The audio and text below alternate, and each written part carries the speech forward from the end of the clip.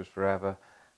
Today I want to show you what I've done to set up a rig rather than have the Canon camera with a cage and all the expense that goes with that. I'd just like to show you what I've come up with.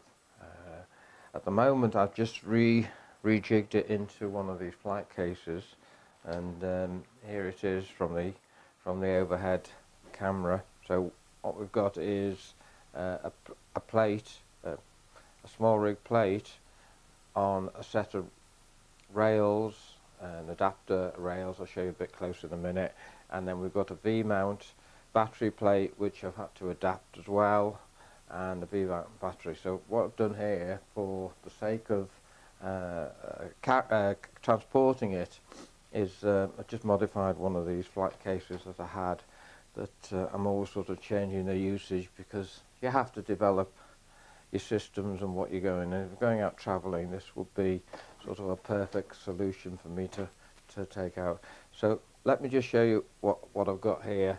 Let's take out a couple of the little accessories first.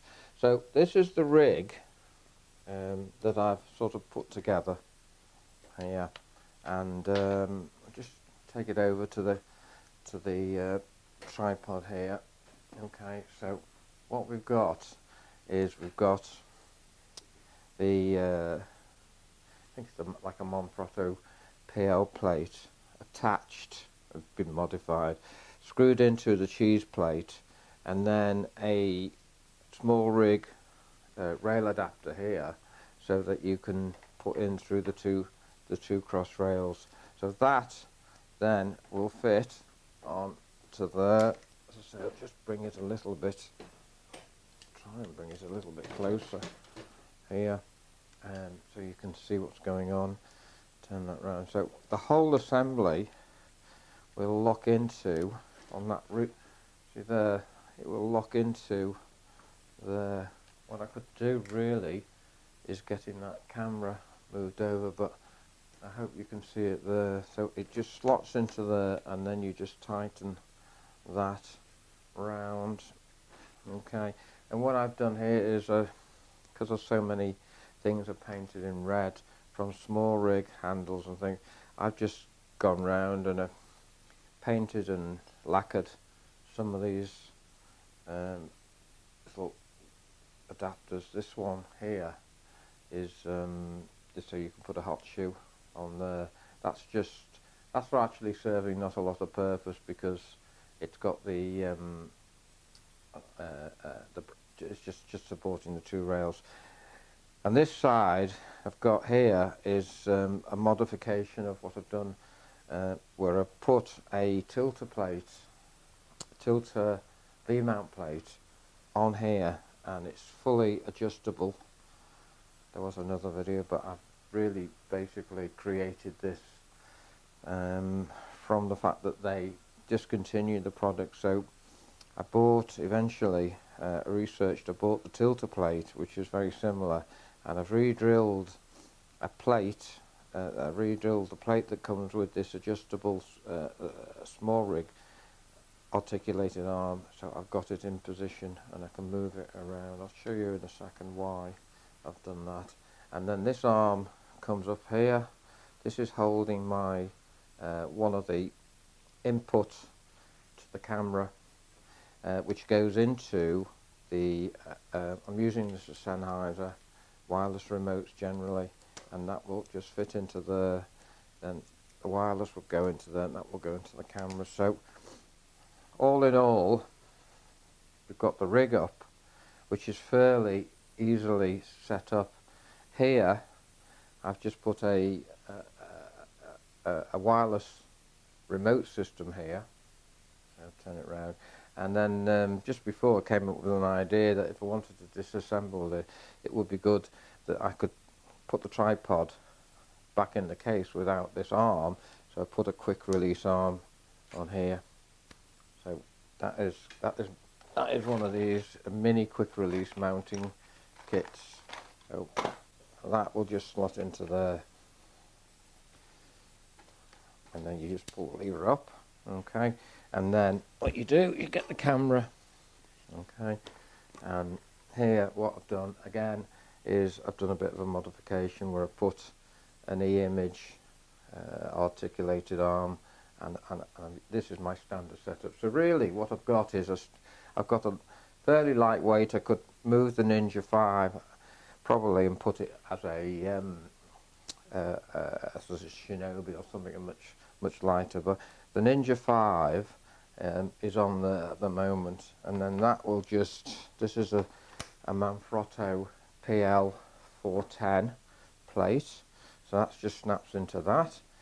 So then to just rig it out, you plug that into your, that goes into your audio. There's another one here if you're having running two audios, so you would get another lead and you plug that in. And this one slightly different. This is the lav mount version of it.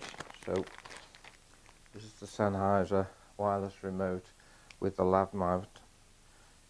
So normally I'd have that on myself, and then it would receive from there if I was doing some blogging. And then if I had, I was going to use one of the overhead microphones, you can just see a little bit of it over there. If you wanted to do that, then I've got the XLR version, which then I can plug in an XLR to mini into input to there, and that is just sent over here to the Rode Video Mic Pro. Sorry, no, the Rode NT4 Plus, and then this is the receiver end.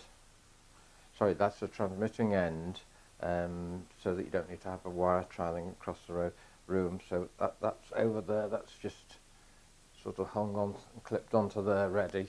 So you could have the two inputs all set up. Just as I say, just plug that in. You've obviously got all the facilities to put your remotes and your headphones and whatever in there. So you would then take your HDMI, and what I've got here is I've got an HDMI into the camera. So HDMI into there, and then plug that into the Ninja, into the input, and then the output of the Ninja is going into the wireless, the Hollywell wireless remote. And what I've decided to do is to power it from the monitor battery. So what I'm going to do now is I'm going to get a monitor battery, just one. Okay, so what I've got here is a Switch NPF Sony battery, and it's got a DC pole fitting there. So what I normally do, this is what I've come up with. So I'll put the battery into the Ninja to power it up, and then I've got, well actually this is to power it up, but I'm going to come to, I'll show you a couple of different ways. So you can do that, and then you can power up the Hollywell has got a dummy battery, so I can plug that into there. Okay, so I can power that up from there. So that would be sort of your normal power system. So you switch that on, you've got normal Ninja 5 HDMI. The Hollywell can then go off to another monitor, which for viewing purposes, for monitoring purposes. So that's the great thing. Well, the great thing is that you can shoot in 4K, and using the Hollywell Mars 400 here, you can pipe out to another monitor and monitor it, and it doesn't need to be in 4K. So you're actually filming in 4K, and your Ninja's recording in 4K, but you're monitoring in 1080. So that's one of the power options. But the other option, and of course you're going to move, you just have to be careful when you set up the rig, and then you move that over there. So now we've got the full system there. So I'm powering the camera here from the battery, it's got 4 on it there, and that will be, you know, fairly standard system. This is just purely for you know, if I wanted a better audio from for a scratch copy. And then you've got the facility to do the V-mount battery. So come up with this plate, as I say, and this has got a number of sockets. This has got 14 volt out, it's got 14 volt round here, and it's got 8, 12 and another 12 DC pole there. So what I've come up with is, after a lot of research, I've come up with the Zoomwell. This is 98 amp hour, and it's got, and the reason why I got this is it's got the 2D taps, which I don't need with the plate, but a lot of people who don't use the plate, they'll just clip it onto a quick release thing. Will want obviously the 2D taps, but it's got USB out, and I like the idea of having an extra facility to be able to power some USB devices, such as a little flexi light. Well, that's my idea anyway. So we got that there. So just put the V mount on there, tighten that up, okay, and then if you want to use this to power everything, then just the DC pole into your camera, okay, and then we're going to change the setting on the Ninja, so we don't need a battery. Okay, that's why I never have it ready. That's why I never had it ready. And then all you need to do is get yourself this, which is a dummy battery. So this is dummy, but it's got a DC 5.5 pass-through. So pass-through comes onto the dummy battery. The dummy battery goes into the Ninja 5, snap, and then this can then be powered from, well, from anywhere. So I can go straight in if I wanted to the V-mount, I guess, that would power it up, or I can just plug it. I mean, it seems more suitable to just plug it straight into the power plate and let the power plate do it. So here I've got the facility. You'll probably not be able to see too well here, but I've got another 12 volt DC out there. I've got another 12 volts DC. I've got an 8 volt there, which I thought was going to need for the Hollywell, but as I say, I'm looping it out, and I've got the DC 14 to the camera. Now what I've been told, I'll just power it up, what I've been told officially is that whilst the external power is powering the camera, then the DC, there is no power being drained off the Canon battery. Although the Canon battery will last maybe an hour and a half, which is great, the beauty of this is that I could swap it over. I mean, I'm saying I'm going to swap it over. It's all powered up and everything. I'm not using the battery, so there's no need to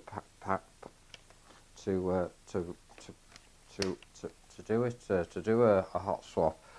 But I'm also thinking that if I was using it and say I wasn't powering the camera with the V-mount here, so we'll take that out, and I was running off here and everything was fine, and I was using this for another reason, you know, I might be having a wireless microphone, it might be powering a wireless microphone, might be doing other things, so I'm actually not using this battery plate, or it's gone flat. I know it's got 5 bars there. It's got 5 bars there.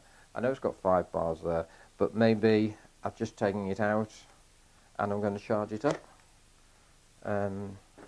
Obviously it's gone off because of doing, but maybe I'm charging it up and I want to re-rig it.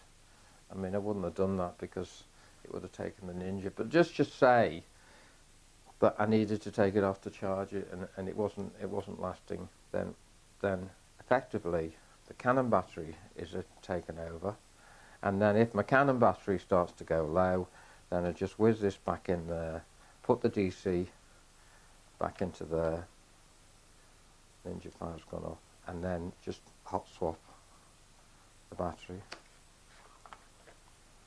So it's just giving me lots of different options basically. I'm not, you know, I'm trying to cover all bases effectively by doing that. So that's back in. So you know, please come back to me if you know, think I'm talking a bit over the top, or you can see another reason for using it. I mean, there's always some sort of, you know, brilliant idea someone keeps coming up with and says, you know, why don't you do this? Why don't you do that? So effectively, this is the rig up, and if I'm going out and I'm doing a professional job, then you know, it's going to look professional obviously, but it's going to do all the things the Canon does professionally, which you obviously all know about. But this is giving me everything that I need. This handle is not acting particularly as a handle, although I can use it. It's more a case of holding the wireless adapter that convert it from the 3.5 stereo jack into there. So that's all that's doing. But it's all set up, and the great thing is that I want to de-set it up. I want to take it all apart. Effectively, all I need to do is close it all up. Okay, unplug the monitor. I can unplug that as well. Just unplug that from the camera. Unplug the mini XLR and the HDMI. Okay, and obviously could unplug these as well. I'm finding it better to unplug everything, because when I put this in my bag, it doesn't put any pressure on the HDMI. And then the quick release button underneath. Remove the D-tap. No, remove the dummy battery. Okay. You know, it is a setup. It is a setup. But effectively, here, look.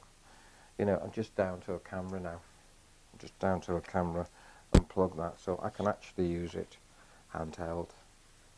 I mean, I do like to use the Ninja 5, but I could put in a smaller, lighter monitor, because if I don't want to do any recording on it. But I'm back there. I'm just effectively,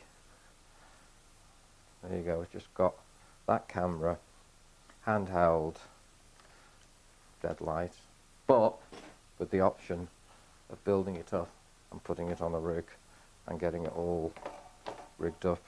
So that would be my idea. I'll just put that down a second, and my idea would be that I can then disassemble it quite quickly and take off the battery, put the battery back in there, okay, and these things can go away. Got that on a folding thing, and then I just undo this and slide the button off there, okay, and then off we go back again into here, lay into there, made little spaces for the microphones to go into, and then back into there, fold that under, and then I'm back into the case. I'm back into the case, and just, you know, could store some batteries in here, and just close the case, and all done. So hope that's been of interest to you, and any comments, please like and subscribe and leave your comments below. Catch you next time. Bye for now.